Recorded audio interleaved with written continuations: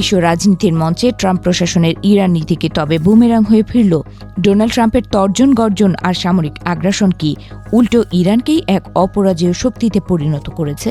সম্প্রতি এক সাক্ষাৎকারে মার্কিন বিচারক অ্যান্ড্রু ন্যাপোলিটানো যা বললেন তাতে রীতিমতো কেঁপে উঠেছে হোয়াইট হাউস।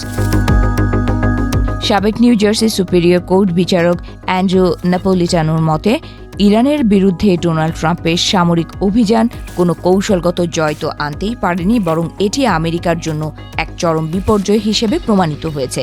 ওয়াশিংটন যে লক্ষ্য নিয়ে তেহরানের ওপর চড়াও হয়েছিল তার ধারে কাছেও পৌঁছতে পারেনি ট্রাম্প প্রশাসন।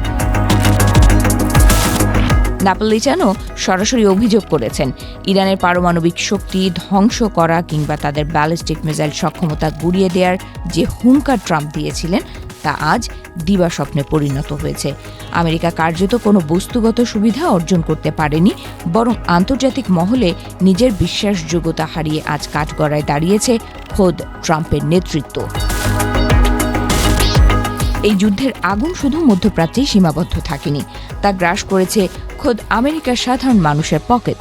ন্যাপোলিটানো জানান, যুদ্ধের প্রভাবে মার্কিন মুলুকে জ্বালানি এবং খাদ্যপণ্যের দাম আকাশচুম্বী হয়েছে। মুদ্রাস্ফীতির এই ভয়াবহ চাপে সাধারণ আমেরিকানদের নাভিশ্বাস উঠলেও ট্রাম্প সরকার যেন এক জেদি ও হঠকারী সিদ্ধান্তে অটল।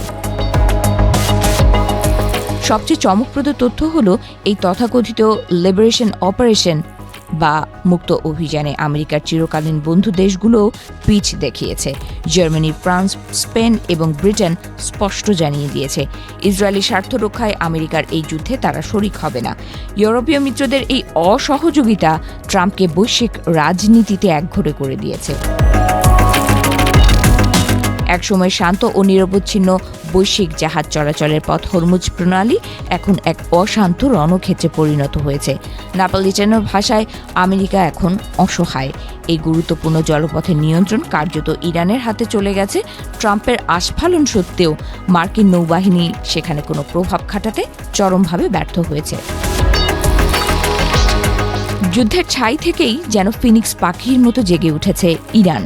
সাবেক এই বিচারক স্বীকার করেছেন, ইরান এখন বিশ্বের ভেরি স্ট্রং বা অত্যন্ত শক্তিশালী দেশগুলোর এলিট ক্লাবে প্রবেশ করেছে। দুটি শক্তিশালী সামরিক বাহিনীকে রুখে দিয়ে ইরান যে সাহস ও সক্ষমতা দেখিয়েছে তা আধুনিক ইতিহাসে এক নজিরবিহীন ঘটনা।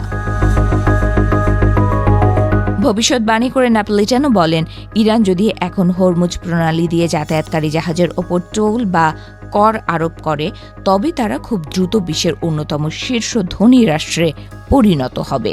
এই অর্থনৈতিক ও কৌশলগত সক্ষমতা ইরানের ওপর যে কোনো ভবিষ্যৎ নিষেধাজ্ঞা আরোপের চেষ্টাকে নস্যাৎ করে দেওয়ার জন্য যথেষ্ট। ন্যাপোলিটানো মনে করেন, ট্রাম্পের এই উস্কানিমূলক যুদ্ধ আইনিভাবে অভিশংসন বা ইমপিচমেন্টের যোগ্য।